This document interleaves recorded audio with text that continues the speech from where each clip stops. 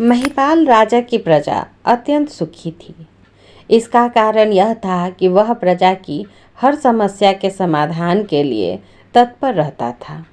प्रजा को दुख था तो इसी बात का कि राजा की मृत्यु के बाद उत्तराधिकारी कौन बनेगा।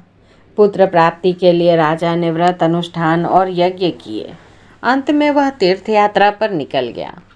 तीर्थ यात्रा में उसकी भेंट एक जोगी से हो गई।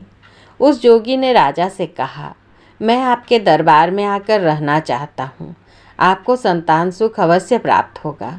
राजा उस जोगी को अपने दरबार में ले आया। जोगी के दरबार में आने के कुछ समय बाद रानी गर्भवती हुई। बाद में उसने एक सुंदर पुत्र को जन्म दिया। राज्य में खुशी मनाई गई। प्रजाजन भी खुश थे। किंतु यह क्या, जन्म लेने के कुछ दिन बाद ही उसकी मृत्यु हो गई। राजा और रानी बहुत दुखी हुए। जोगी उन्हें सांत्वना देते हुए बोला, ईश्वर पर विश्वास रखो, वह जो भी करता है अच्छा ही करता है। कुछ समय के बाद रानी फिर गर्भवती हुई। अब की बार भी उसने पुत्र को जन्म दिया। राजा और रानी प्रसन्न हुए, किंतु उनकी खुशी देर तक न रह सकी। जन्म लेने के कुछ दिन बाद ही उनके इस पुत्र की भी मृत्यु हो गई। जोगी ने राजा और रानी को फिर वही बात बताई, ईश्वर पर विश्वास रखो, वह जो कुछ भी करता है अच्छा ही करता है। राजा और रानी बहुत दुखी हुए। इसी बीच एक दिन राजदरबार के कुछ कर्मचारी जोगी के पास अपना भविष्य जानने को गए। जोगी ने उनसे कहा, आप कर्म करते जाइए, विधाता के द्वारा लिखे भाग्य को फलित होना ही होता है। योग और धर्म के मार्ग पर चलने से भाग्य में कुछ परिवर्तन किया जा सकता है। राजदरबारियों ने समझा कि यह जोगी उन्हें टालने के लिए ही उपदेश दे रहा है।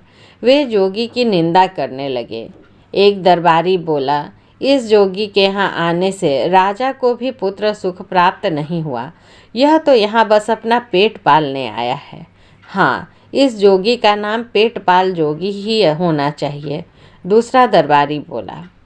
अब सभी दरबारी उस जोगी को पेटपाल जोगी के नाम से पुकारने लगे।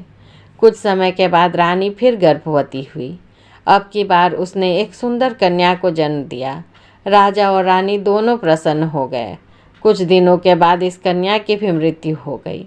कन्या की मृत्यु के बाद रानी ने एक सुंदर पुत्र को जन्म दिया, किंतु जन्म के कुछ समय के बाद उसकी भी मृत्यु हो गई। इस प्रकार रानी ने 3 बार पुत्रों को और 1 बार पुत्री को जन्म दिया, जिनकी की कुछ समय के बाद मृत्यु हो गई। एक रात रानी ने राजा से कहा, स्वामी, आपने कहा था इस जोगी के दरबार में आने से हमारा भाग्य सुधर जाएगा। जोगी के आने से पहले हम निसंतान थे।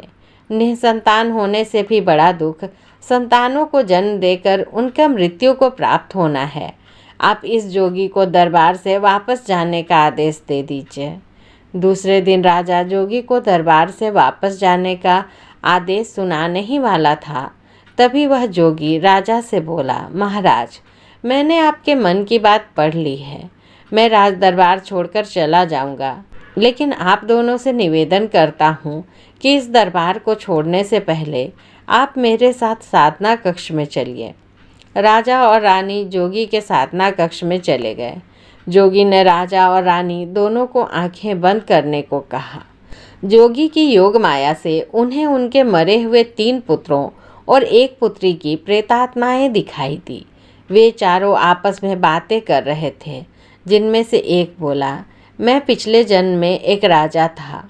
मैं राजा महिपाल के राज्य पर आक्रमण कर इसे अपने राज्य में मिलाना चाहता था।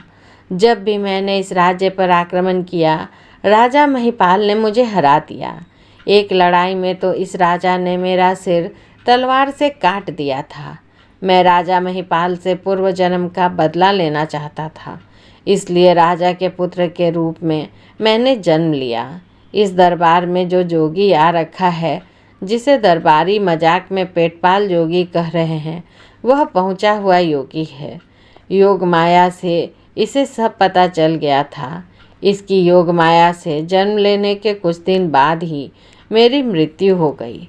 यह सुनकर प्रेतात्मा के रूप में राजा का दूसरा पुत्र बोला, हाँ, तुम ठीक कह रहे हो।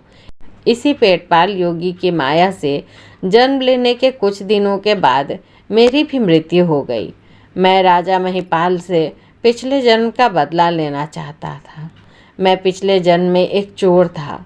मैंने बहुत सारी चोरियां की थी। एक बार किसी ने मेरी शिकायत इस राजा से कर ली। राजा ने अपने खुफिया तंत्र को मेरे पीछे लगा दिया। अंत में मैं पकड़ा गया। राजा ने मुझे मृत्यु दंड दिया। इस बात का बदला लेने के लिए मैंने राजा के घर पुत्र के रूप में जन्म लिया। बड़ा होने पर मुझे सारा राजकोष समाप्त कर प्रजा और राजा के बीच फूट डलवाने का कार्य करना था। पर हाय, इस पेटपाल जोगी ने मेरी इच्छा पूरी नहीं होने दी। राजा का तीसरा मरा हुआ बेटा बोला, मैं पिछले जन्म में एक भिखारी था। मैं एक दिन राज दरबार में भीख मांगने गया था। राजा ने मुझसे कहा, ईश्वर ने तुम्हें 2 हाथ और 2 पैर दिए हैं। ईश्वर के दिए इन उपहारों का तुम भीख मांगने में दुरुपयोग कर रहे हो। तुम कोई काम करो। मुझे दोबारा तुम्हारी भीख मांगने की शिकायत मिली तो मैं तुम्हें मृत्यु दंड दूंगा। राज दरबार से बाहर आने के कुछ दिन के बाद तक मैंने भीख मांगना छोड़ दिया था, किंतु कुछ दिनों के बाद मैंने फिर भीख मांगना शुरू कर दिया। राजा के पास किसी ने मेरी शिकायत की। राजा ने मुझे मृत्यु दंड दे दिया। मैं पिछले जन्म का बदला लेने के लिए ही इस जन्म में राजा के पुत्र के रूप में आया था। बड़ा होकर मैंने राजा को ही भिखारी बनाकर छोड़ना था, लेकिन इस जोगी की योग माया से जन्म लेने के कुछ दिन के बाद ही मेरी मृत्यु हो गई। तीनों प्रेतात्माओं की बात को सुनकर पुत्री के रूप में जन्म ले चुकी प्रेतात्मा बोली, मैं पिछले जन्म में पड़ोसी राजा का एक जासूस था। मुझे राजा महिपाल के राज्य की जासूसी करने का काम सौंपा गया था। मैं शरीर बदलने की विद्या को भी जानता था। मैंने राजा महिपाल के दरबार में एक सुंदर कन्या का रूप धारण कर प्रवेश किया। मैं अपनी सुंदरता से राजा को प्रभावित कर रानी बनना चाहती थी। इसके बाद राजा को धोखा देकर मारना चाहती थी। राजा को मेरी वास्तविकता पता चल गई थी।